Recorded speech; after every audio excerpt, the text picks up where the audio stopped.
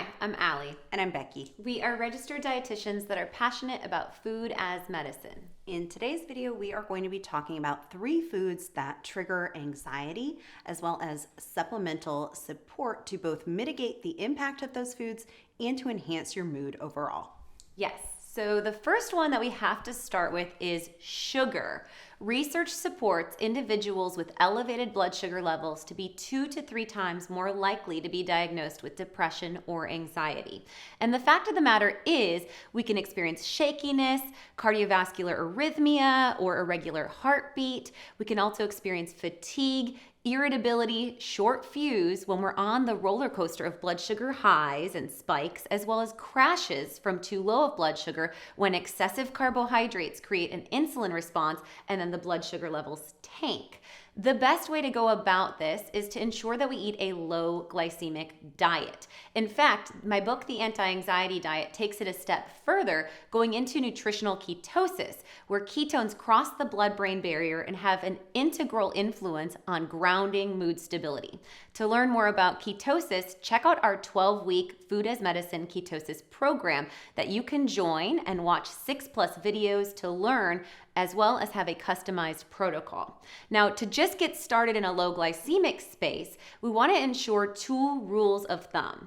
The first one is that we keep carbohydrates in check, or we minimize our total carbohydrates to about 30 to 45 grams per meal as a maximum. And this comes out at about 60 to 90 grams per day. If we were doing nutritional ketosis, we would slash that in half or greater, and we'd stay around 20 to 45 grams of carbs per day. Now, we also want to employ a second rule of thumb, which is ensuring that there are no naked carbs, or that all carbohydrates that are consumed are paired with a protein or a healthy fat. So as this example here, we're using a low glycemic berry, strawberries, which you get a cup of strawberries for only 15 grams of carbohydrate. And we're pairing this with our turmeric roasted cashews. This is a recipe that's actually featured in week 10 of our 12-week ketosis Food as Medicine meal plan, another resource if you're looking to really harness your blood sugar levels. Okay, and before we move on from sugar, I think it's worth saying we don't want you to just replace that sugar with a non-caloric sweetener. Yes, good point. You can watch this video here on why we hate non-caloric sweeteners, where we also make a low-carb chocolate chip cookie using whole food ingredients. And this is a recipe also that's featured in my Anti-Anxiety Diet book. Now, non-caloric sweeteners can have sterility impact on the microbiome, which can interfere with serotonin levels and drive nutrient deficiency. So we do want you to eat whole, real foods, but choose low glycemic sources. So generally speaking, we're talking about starchy vegetables and fruits as your best carb choice. Now, if you're an individual that has insulin resistance or a diagnosis of diabetes or pre-diabetes, we highly recommend that you take our berberine boost. Berberine has the ability to lower blood sugar levels as a hypoglycemic agent, and it's been shown in literature to actually have the same efficacy of a drug for diabetics called metformin. However, berberine has a more favorable impact on how the liver manages cholesterol levels. So same impact on lowering blood sugar with added benefit for metabolic health. Berberine could be used if you're having a higher carbohydrate meal to offset that blood sugar spike, or it could be taken daily and regularly for individuals that are at risk of elevated blood sugar levels. Okay, and next up beyond sugar, we're looking at gluten and grains in general. So if you've read Allie's Anti-Anxiety Diet, you'll note that the entire book is written to be a grain-free approach. This is so that you can really focus on quality protein, nutrient-dense fat, and an abundance of produce. And this 2019 study actually showed that those that consumed refined grains had a higher propensity toward anxiety and depression, especially in women. So we recommend swapping out grains for a bed of greens anytime that you can. Even ordering that way in a restaurant can be a fantastic swap out.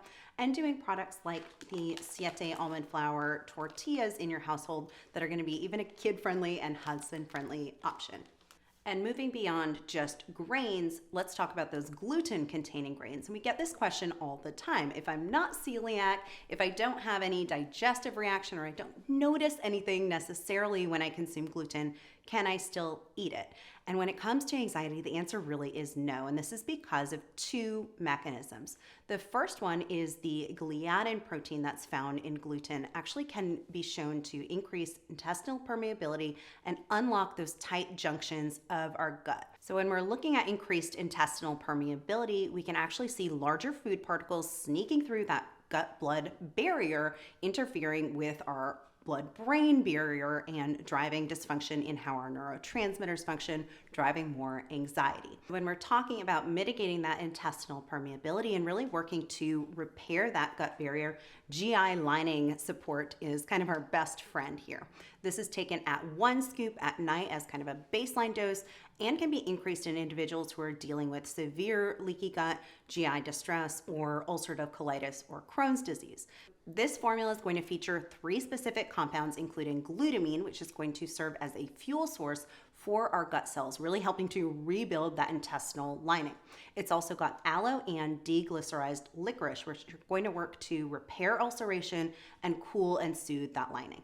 Yes, so GI lining support works as like a sealant on the tank, which can repair the damage or that influence from intestinal permeability as you're working to strategically remove that gluten. And it can be used as an insurance policy if you're dining out or if you're eating a little bit off on vacation or at a friend's house. The second mechanism that we're looking at in the world of gluten is gluteomorphin.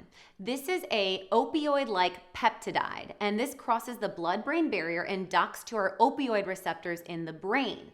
This gluteomorphin can actually create addictive tendencies, and we've seen in research driving illness like schizophrenia, as well as severe mental imbalance. We know that this gluteomorphin can drive agitation, anxiety, and addictive tendency and can upregulate the anxiety response. Individuals in the autistic spectrum, and especially those that have suppressed digestive enzymes, tend to have larger amounts or larger volume of gluteomorphin, and that tends to have a more dramatic response on mood. So we suggest, beyond eliminating gluten, layering in our digestaid.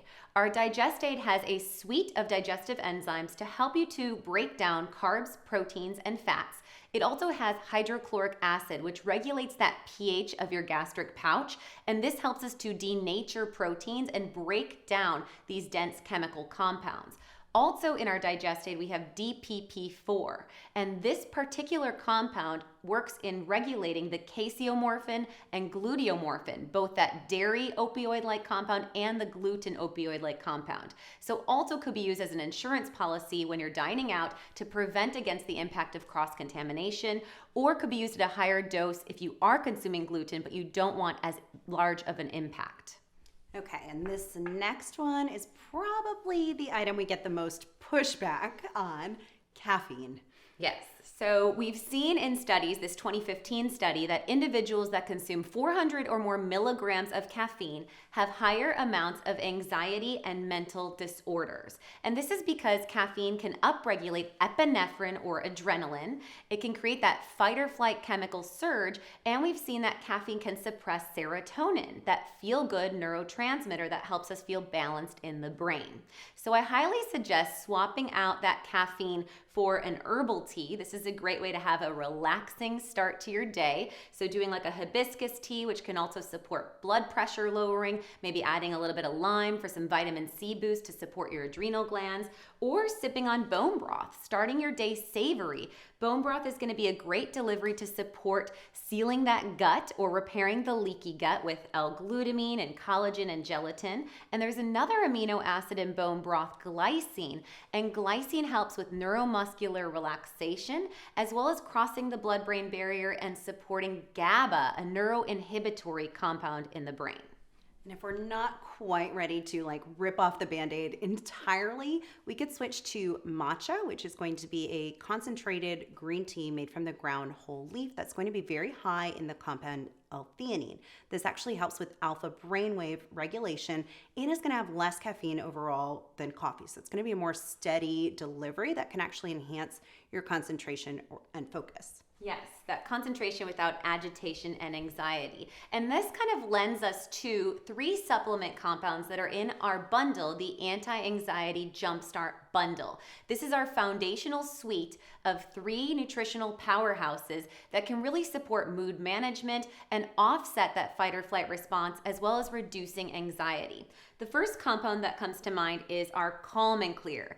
This is a foundational regulator for our neurochemicals in the brain. It has that L-theanine that's present in matcha and tea, so aiding in that alpha brainwave activity. We also see in here B vitamins in their most bioavailable form.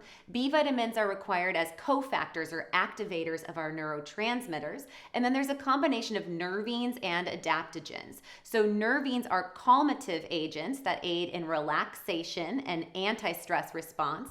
Adaptogens help us to adapt to a stress response without going into an overdrive or adrenal influencing output. What's more is we have phosphatidylserine in here as a compound that reduces excessive cortisol levels. And so Calm and Clear would be used as kind of your daily foundational baseline at like 1 to 2, 3 times a day, or if you're like Allie and you just run on adrenaline, I don't know how many you're taking a day. 10, yeah, occasionally 12. And then GABA is the next supplement of focus in that bundle that's more of a flexible accessory, if you will. So this is used at times of increased stress or times of anxiety. You can take 1 to 2 either prior to an anxiety provoking event, like a big presentation that you have to give or a flight. You can even give it to your kiddos before major transitions. And so this is actually a bioidentical form of GABA that's going to serve to rein in impulse control and reduce anxiety, reduce tremors, reduce shakiness. You're gonna love it. Yes, what's great about GABA is it is not going to be sedative. So although it is inhibitory for that anxiety and a mellower outer for the brain, if you will, it still actually has been shown in clinical studies to enhance academic performance. So this can be used while public speaking. This can be used prior to a date. And I do have clients take it during the witching hour, as Becky noted, that it can help with impulse control. So like that 4 o'clock transition time from full-time work to transitioning into a parent, a great way to just vent off that steam of stress so that when you're trying to transition into life with your partner or your children, that you're present, available, and you're not running on that excessive adrenaline. Yeah, pass those out like candy to every member of the family. They are chewable too, which helps. Yes. An immediate impact, about 10 to 15 minutes, and about 2 to 4 chews a day could be appropriate. Yeah. And then last but not least, we've got our Relax and Regulate. So this is, again, more of a baseline every night foundational formula. This is a combination of magnesium and inositol, and you take about a scoop before bed. Some individuals will take more, some can titrate it down, and you can actually dose this flexibly for children because it's a powder. Yes. So that magnesium is the form of magnesium bisglycinate, which is a neuromuscular release or relaxer. So this is the one that has more of a physiological influence on that anxiety or stress response. It can help with regulating arrhythmia or a regular heartbeat, as well as the tension that we hold in the neck and shoulders or in the jaw when we're dealing with anxiety or chronic stress. The myo-inositol in there also aids in insulin signaling, so helps with that sugar regulation that we talked about in the beginning of this video, and also supports healthy hormone balance. So all 3 of these formulas really can be adjusted for children all the way through adulthood, helpful for every member of the family, and the food as medicine tips certainly can be applied as young as, baby-led weaning, truly. Yes, absolutely. So we hope that these tips have been helpful for you and create a nice managed, balanced mood within your entire household, and remembering that it always starts with ourselves for self-care. When you're looking to learn more about how to dig deeper into anxiety or food as medicine and mental illness, check out my book, The Anti-Anxiety Diet, or the bundle of the Anti-Anxiety Diet and the Anti-Anxiety Diet Cookbook for really getting a taste of food as medicine. As viewers of our YouTube channel, we'll put a special discount code below, so make sure to check that out. Go ahead and drop a comment below about what was most helpful, what you'll be applying in your own household. Hit that like button and be sure to subscribe to the Naturally Nourished YouTube channel so you never miss one of our bi-weekly releases.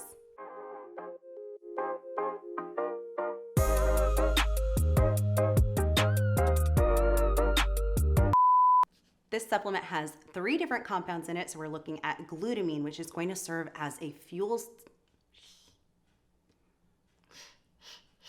much.